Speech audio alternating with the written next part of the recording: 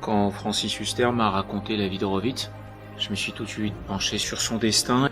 Il a eu une vie incroyable. Horowitz, c'était le plus grand pianiste du siècle. C'est quelqu'un qui est né en 1903, qui a traversé les 2 guerres mondiales, né russe, mort américain, qui a plusieurs fois été proche de la mort, quelqu'un d'insaisissable. On ne sait pas qui est cet homme, et pourtant cet homme a été le pianiste du siècle. Personne n'avait jamais fait une pièce sur lui parce qu'on ne savait pas en fait comment le rendre vivant sur scène. Et Steve Suissa a eu l'idée de faire un triangle. À travers ce spectacle, en fait, il y a 3 livrets.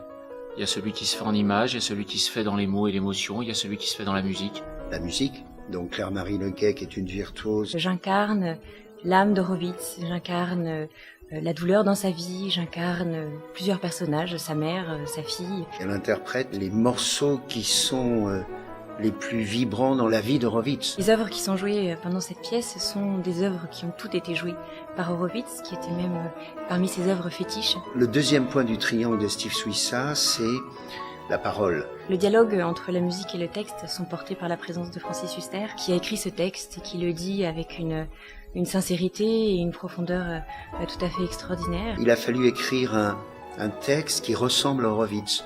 Donc, la pièce raconte l'histoire d'Horowitz et en plus, elle est comme l'ombre de l'histoire. C'est-à-dire qu'on a ce qui s'est passé et comment il l'a vécu. Les mots et la musique se complètent, les mots et la musique finalement sont un. Le troisième point du triangle de Steve Suissa, c'est l'image.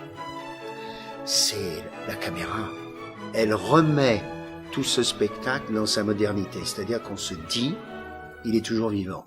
C'est un spectacle qui, j'espère, donnera de la grâce aux gens et qui donnera le sentiment de ne pas savoir si je suis en concert, au cinéma ou au théâtre, et pour autant être totalement, même à travers toutes ces techniques, que dans l'humain.